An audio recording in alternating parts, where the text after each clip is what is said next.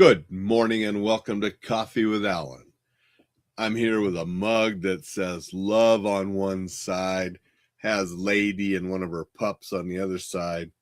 Have that love mug because we're going to talk about the rom-com One Night Only. So I went to this movie last night mostly because I just wanted to get out of the house and go to a movie. And I've seen just about everything in the theaters. The theater close to my house, it has 9 screens, but they were only showing 5 movies because they have Spider-Man in a whole bunch of screens. And I've seen that twice already. The Odyssey I've seen. I think they still had the Minions. I've seen that. So there were only 2 movies I hadn't seen yet. One was that Super Cops 3, which I'll probably go see, dumb comedy. And One Night Only, a rom-com. And it fit my schedule better last night, so I went to see it. Now, on the face of it, Callum Turner and Monica Barbaro, they're a cute couple. There were some funny moments. You know, I like both of them. I like her from the FUBAR.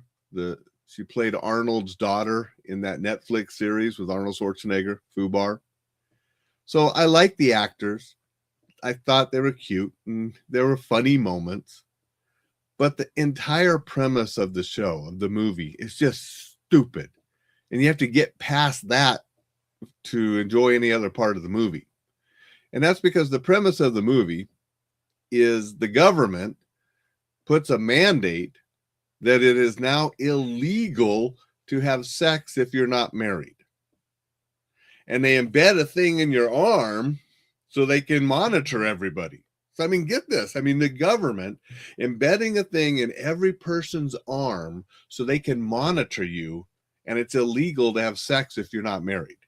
And to make it one step more, you have to use a condom. And that puts some jokes in with how to find condoms and the price of condoms and everything. Because the government, being, the great government they are, they decide to give everybody that's not married 12 hours a year where they can go out and have sex free for all, and they won't be in trouble. Sort of like The Purge, those movies, but this is for sex. So, that's this ridiculous, just stupid thing that you got to get over to enjoy the rest of the movie. That the government would actually be able to outlaw sex between people that weren't married and be monitoring everybody to ensure you don't have sex. And that if you do, you have a condom. So that's the premise that was just sort of stupid. And so you get past that. And so here it comes. It's the night. And everybody's waiting because your little thing on your wrist doesn't turn color and it's not legal until the right second. Then you got exactly 12 hours and it shuts off and you can't anymore. And so everybody's all ready for this one night and they're selling condoms and stuff on the street and the price is outrageous and everybody's getting ready. And boom, when it's time, everybody's going for a free for all. And you have these 2 individuals that are sort of out looking for somebody, but maybe something more. And they run into each other a number of times periodically throughout the night because of circumstances in the city. And okay, rom-com, you sort of figure out what's going on. Your typical storyline there. It's just the premise of how they get there and how they keep meeting is just so ridiculous that they would allow the government that. And there are little things throughout the movie like graffiti, F the mandate, and different things like that, and a few little comments about it. But overall, everybody just seems to be okay with the government controlling everybody's sex life. And they've been doing it for the last 3 years. And yeah, so I just thought that was just so ridiculous and that people would just go along with it. But other than that, just ridiculous setup for why these people are out on this night and running into each other. There are some funny parts, and I like the 2 characters that were in the movie. So that's my thought on One Night Only. It was something to do. It was, like I said, one of the only movies. It was just over an hour and a half long, so it wasn't long, and it fit my time schedule last night. So if you like rom-coms and you can ignore that stupid setup and the reason they're there in the first place, you might enjoy it. again, there's a few funny parts, and I did like the two characters. So that's it.